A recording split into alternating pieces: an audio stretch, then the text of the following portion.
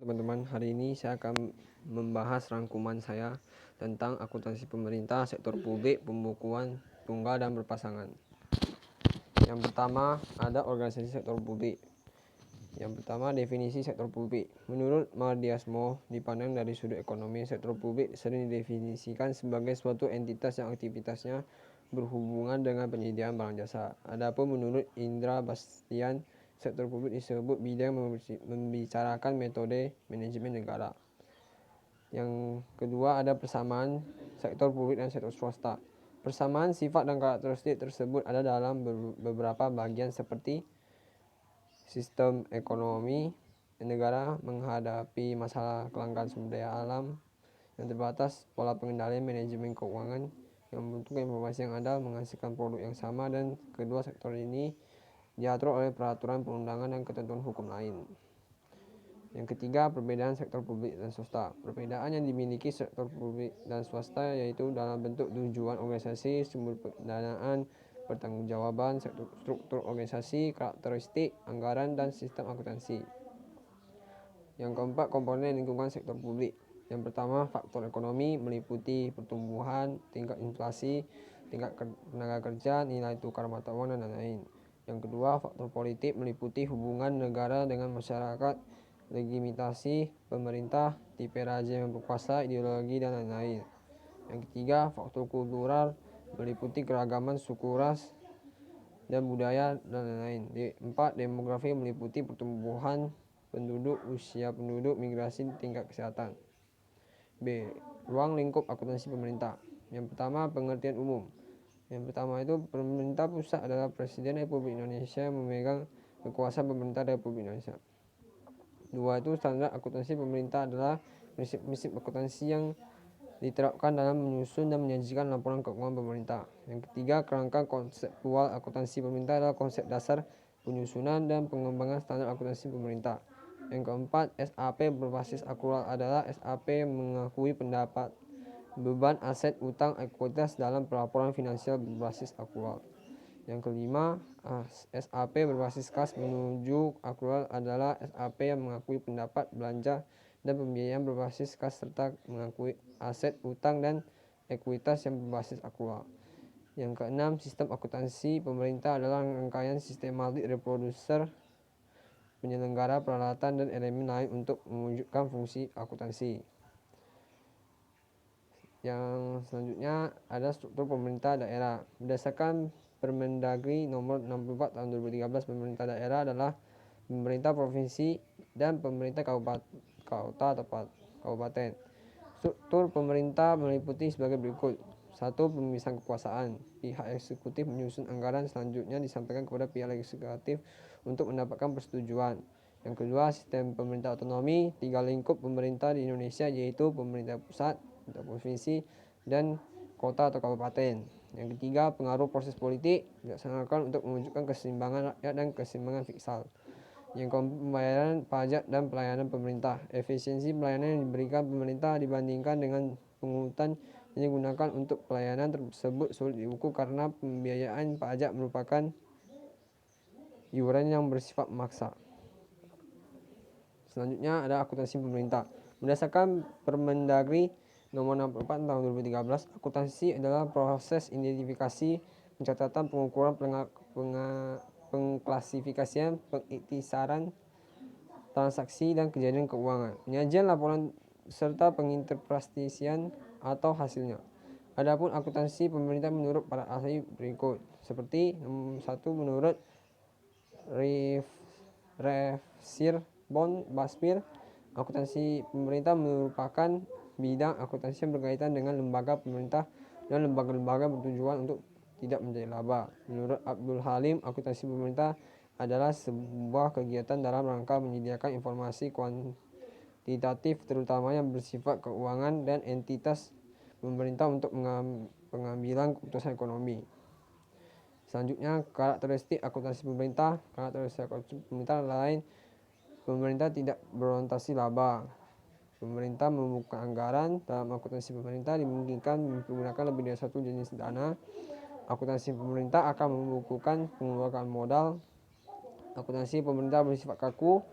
akuntansi pemerintah tidak mengenal perkiraan modal dan laba yang pada mereka. Yang selanjutnya, kebijakan akuntansi. Berdasarkan Permendagri nomor 64 tahun 2013, kebijakan akuntansi adalah prinsip-prinsip dasar-dasar, konvensi, aturan-aturan dan praktik spesifik yang dipilih oleh suatu entitas pelaporan dalam penyusunan dan penyajian laporan keuangan. Kebijakan akuntansi pemerintah daerah adalah prinsip dasar-dasar, konvensi, aturan-aturan dan praktik-praktik spesifik yang dipilih oleh pemerintah. Prinsip akuntansi pemerintah. Yang pertama, basis akuntansi, prinsip nilai historis, prinsip realisasi, prinsip substitusi, menggulungi bentuk formal, prinsip prioritas, prinsip konsistensi, prinsip pengungkapan lempak, prinsip penyajian wajar. Selanjutnya ada asumsi dasar akuntansi pemerintah. Asumsi dasar dalam keuangan di lingkungan pemerintah adalah anggapan yang diterima sebagai suatu kebenaran tanpa perlu dibuktikan agar standar akuntansi diterapkan, yang terdiri dari satu, asumsi kemandirian entitas, yang berarti bahwa setiap unit organisasi dianggap sebagai unit yang mandiri. Yang kedua, asumsi kesinambungan entitas, yaitu laporan keuangan disusun dengan asumsi bahwa entitas pelaporan akan melanjutkan keberadaannya. Yang ketiga, asumsi keterukuran dalam satuan uang, yaitu laporan keuangan entitas harus menyajikan setiap kegiatan yang diasumsi dapat dinilai dengan satuan uang. Selanjutnya ada karakteristik kualitatif laporan keuangan.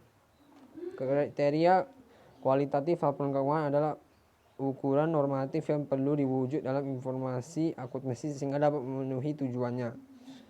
Prasyarat yang diperlukan agar dapat memenuhi kualitas yang dikehendaki adalah 1. Relevan, 2. Andal, 3. Dapat dibandingkan, 4. Dapat dipahami. Yang selanjutnya ada C. Penyajian kebijakan akuntansi. Penyusunan kebijakan akuntansi pelaporan keuangan. Tahapan penyusunan akuntansi terkait dalam laporan keuangan dimulai dari pengumpulan rujukan berupa peraturan perundangan dan literatur lainnya terkait dengan kebijakan akuntansi laporan keuangan pemerintah daerah. Rujukan utama adalah Peraturan Pemerintah Nomor 71 Tahun 2010 tentang Standar Akuntansi Pemerintah sebagai berikut. Nomor 1 ada PSAP 01 tentang penyajian laporan keuangan. Yang kedua, PSAP 02 tentang laporan realisasi anggaran, PSAP 3 tentang laporan arus kas, PSAP 04 tentang catatan atas laporan keuangan, PSAP 11 tentang laporan keuangan konsolidasian, PSAP 12 tentang laporan operasional, IPSAP dan buletin teknis SAP yang terkait pelaporan keuangan.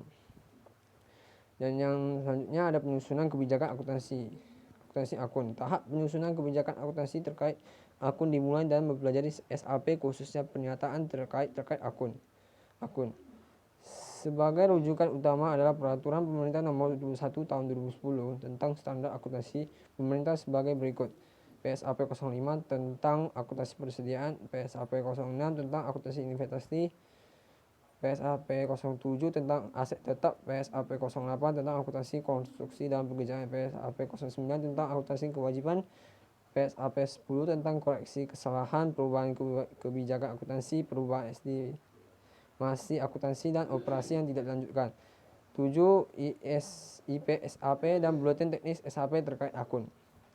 Yang selanjutnya, tujuan laporan keuangan pemerintah. Tujuan umum laporan keuangan pemerintah adalah menyajikan informasi mengenai posisi keuangan, realisasi anggaran, saldo anggaran lebih, arus kas, hasil operasi, dan perubahan ekuitas suatu entitas pelaporan yang bermanfaat bagi para pengguna dalam mengevaluasi keputusan mengenai alokasi sumber daya. Secara khusus, tujuan laporan keuangan pemerintah daerah adalah untuk menyajikan informasi yang berguna untuk mengambil keputusan dan untuk menunjukkan akuntabilitas entitas pelaporan atas sumber daya yang dikelola.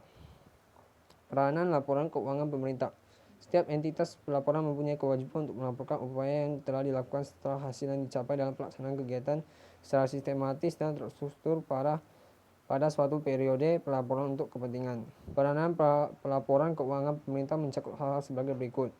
1. Akuntabilitas. 2 manajerial, 3 transpirasi, 4 keseimbangan, 5 evaluasi kerja. Yang terakhir D, sistem pembukuan. Yang pertama ada sistem pembukuan tunggal. Sebelum ada Undang-Undang Nomor 17 Tahun 2003, pengelolaan keuangan negara dilakukan dengan pencatatan tunggal atau single entry. Dengan menggunakan basis cash basis akuntansi pemerintah sangat sederhana atau simple. Buku yang digunakan antara lain kas umum BKU, buku kas tunai, buku bank, buku pengawasan dan uang yang harus dipertanggungjawabkan UYHD, buku pengawasan kredit, anggaran permata, anggaran, buku persekot, buku pungutan dan penyetoran pajak.